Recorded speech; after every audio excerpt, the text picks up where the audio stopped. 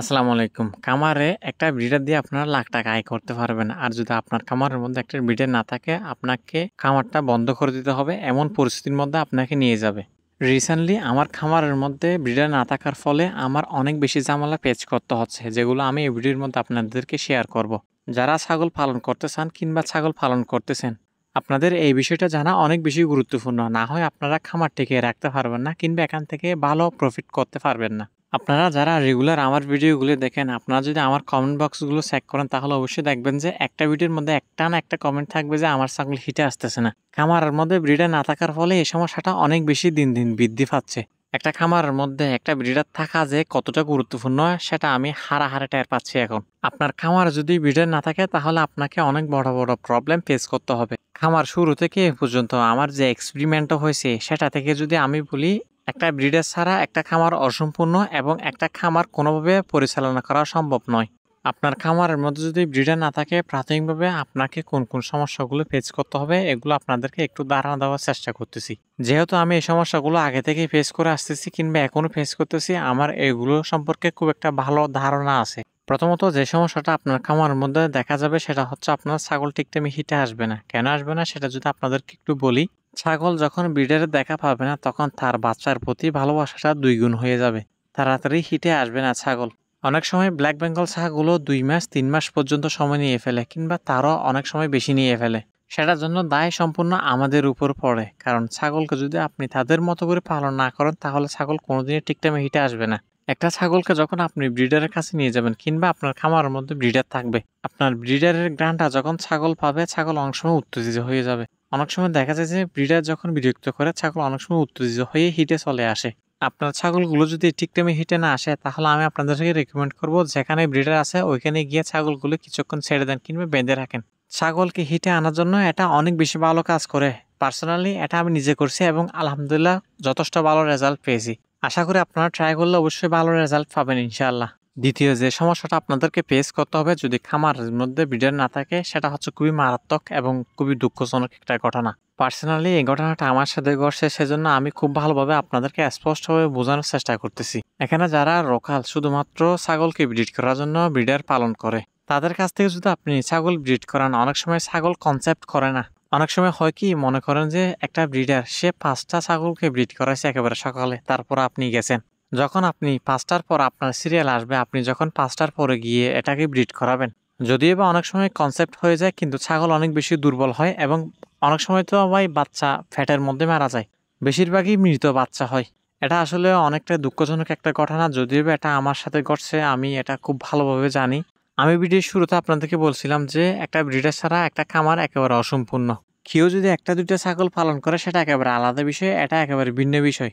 আমি যেটা মনে করি, যদি আপনার ৫টা ছাগলও থাকে তাহলে একটা ব্রিডার অবশ্যই গুরুত্বপূর্ণ আপনার। আমাদের কিছু ছোট ছোট ভুল করার কারণে আমরা অনেক সময় খামার পর্যন্ত বন্ধ করে দিই। যে ভুলগুলো আমরা ভুলই মনে করি না, এই সমস্ত খুঁটিনাটি ভুলগুলো অনেক সময় আমাদেরকে খামার বন্ধ করাতে বাধ্য করে।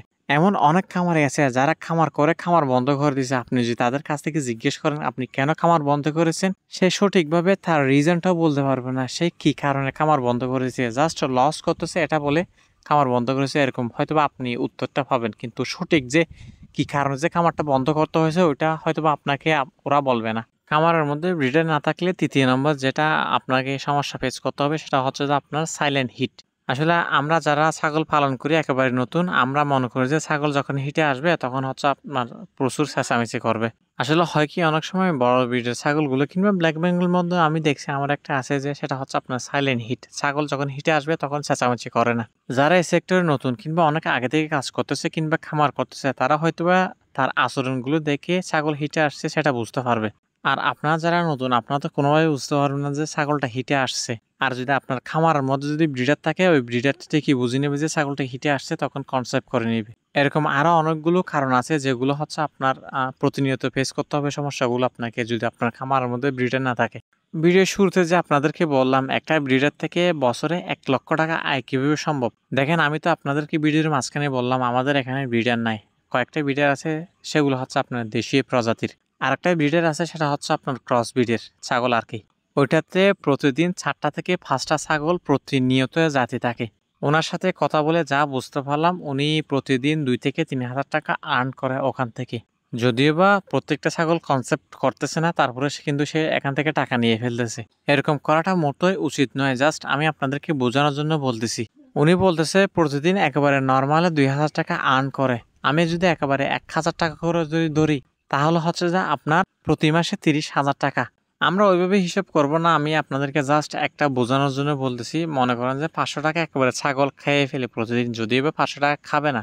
উনি যদি একটা ছাগল থেকে একেবারে নরমালি প্রতিদিন ৫০০ টাকা করে ইনকাম করে, ১ বছরে ১২ মাস, আমরা একেবারে ২ মাস বাদ দিয়ে দিলাম। ১০ মাসে হচ্ছে আপনার ১,৫০,০০০ টাকা ওখান থেকে আর্ন করতেছে বছরে। আমরা যদি ২ মাস বাদ দিয়েও দিই, ওইখান থেকে একেবারে ৫০,০০০ টাকায় ফেলে দেন, তারপরেও তো ১,০০,০০০ টাকা থাকতেছে একটা ব্রিডার থেকে। এটাও কিন্তু একটা ভালো বিজনেস। যদিও বা এটা সম্পর্কে এটা ভালো হবে কিনা খারাপ হবে ইসলামিক দৃষ্টিতে এটা কিরকম দেখাচ্ছে এটা আমি আপনাদেরকে বলবো না। এটা আপনাদের উপর ছেড়ে দিলাম, জাস্ট আপনাদেরকে বোঝানোর জন্য বলতেছি এটা। এবার আসেন আমার খামারের মধ্যে আমি কেন ব্রিডার আনতেছি না। প্রথমত যে সমস্যা সেটা হচ্ছে এখানে ভালো ব্রিডার একেবারে খুঁজে পাচ্ছি না বললেই চলে। যে সমস্ত ব্রিডারগুলো বাজারের মধ্যে উঠতেছে বেশিরভাগই হচ্ছে আপনার অসুস্থ। কয়েকটি দেখে তো আমার মনে হচ্ছে যে ওইগুলো হচ্ছে প্রিপেয়ার হয়েছে ওই ছাগলগুলোর মধ্যে। আর বেশিরভাগই ছাগল হচ্ছে আপনার ওই ক্রস ব্রিডের। একেবারে পিওর ব্ল্যাক বেঙ্গলও পাওয়া যাচ্ছে না, একেবারে হচ্ছে আপনার বড় জাতের একটা ব্রিডারও পাওয়া যাচ্ছে না, এরকম আর কি। আর ছাগলগুলো দেখে মনে হচ্ছে অনেক বাজে বাজে খাবার খাওয়াইছে, যার কারণে ছাগলের স্বাস্থ্য এরকম। সব মিলিয়ে পাচ্ছি না বললেই চলে।